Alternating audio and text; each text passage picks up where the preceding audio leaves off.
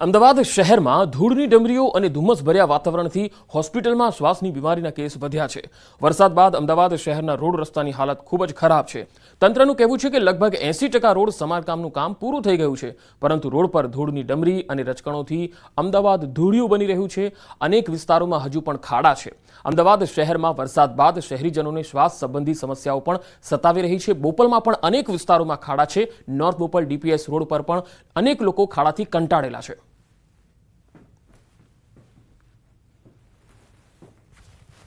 खूब ज थाय छे। लोको स्वास्थ्यने हानिकारक है। नाना बाळकोने पण खूब ज तकलीफ पड़े है।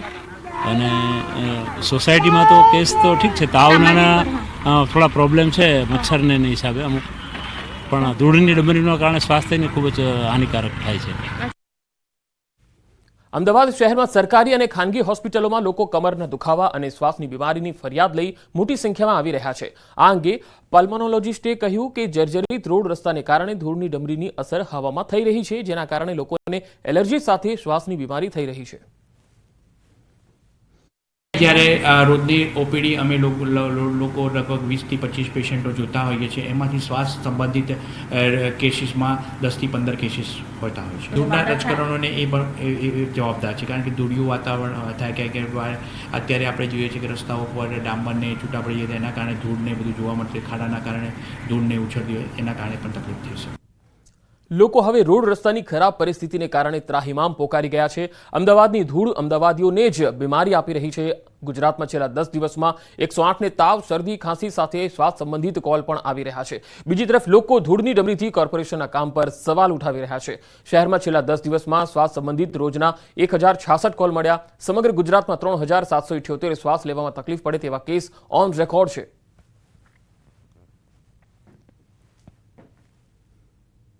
અમદાવાદ શહેરમાં શ્વસનની બીમારી વધી રહી છે। આ વાત સાબિત આ રોડ ઉપરથી થઈ રહી છે। અત્યારે હું અમદાવાદના વૈષ્ણવદેવી સર્કલ પાસે છું અને આપ જોઈ રહ્યા છો કે અંદર જે વૈષ્ણવદેવી સર્કલથી અંદર જવાનો જે રોડ છે, સૌથી વધારે તેનો ઉપયોગ થતો હોય છે।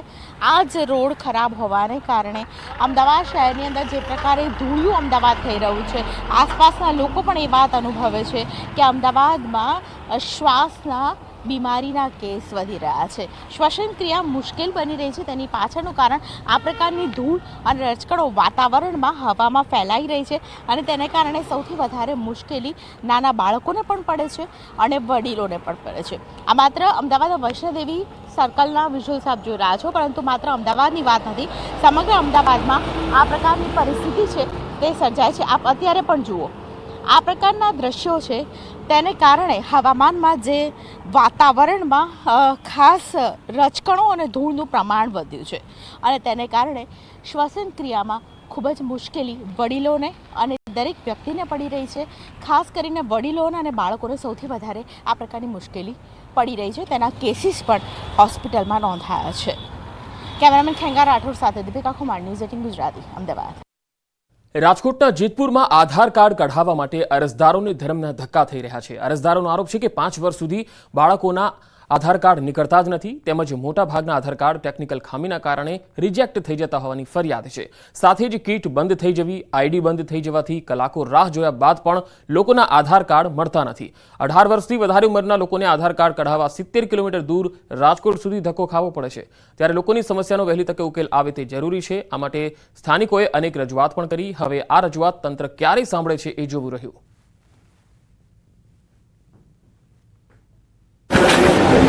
આધાર કાર્ડ માટે જેમ કે અહીંયા કામગીરી ચાલુ છે, પણ જે ખાલી નામની કામગીરી હોય ને એવું લાગી રહ્યું છે।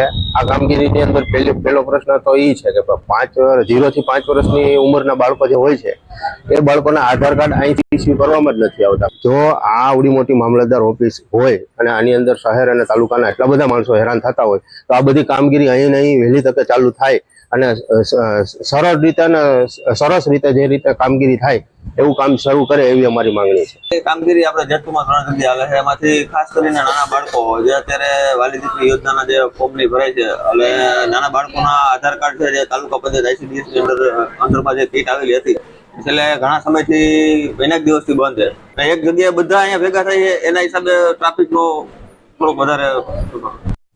તો સુરત BRTS તંત્રની બેદરકારી ભોગ બન્યા છે છાત્રો। બસનું સ્ટોપ બટન તૂટવા મામલે બસ લોક કરી દેવાઈ। પહેલેથી તૂટેલા સ્ટોપ બટન મામલે ડ્રાઈવરની આંખની સજા તો વિદ્યાર્થીઓએ તોડ્યું હોવાની શંકાએ કેદ કરાયા હતા. ડ્રાઈવરે બસ લોક કરી દેતા વિદ્યાર્થી ફસાયા.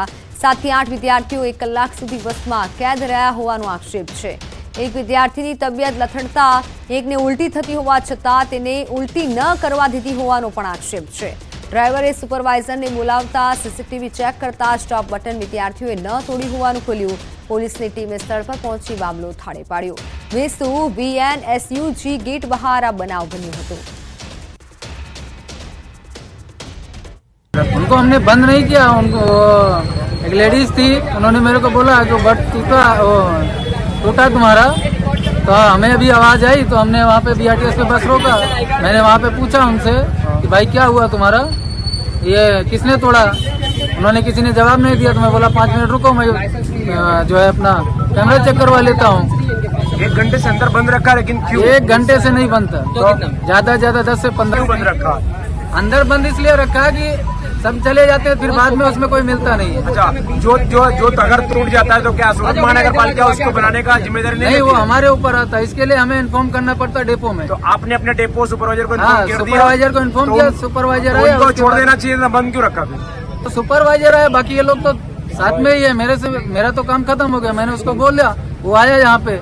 उसके बाद ये लोग अपना जो भी है वो समझ रहे हैं क्या. तो अंदर पहले से स्टॉप बटन BRTS के अंदर टूटा हुआ था. तो विद्यार्थियों ने ब्रेक लगा बस में, विद्यार्थियों को हाथ गया और वो बटन नीचे गिर गया.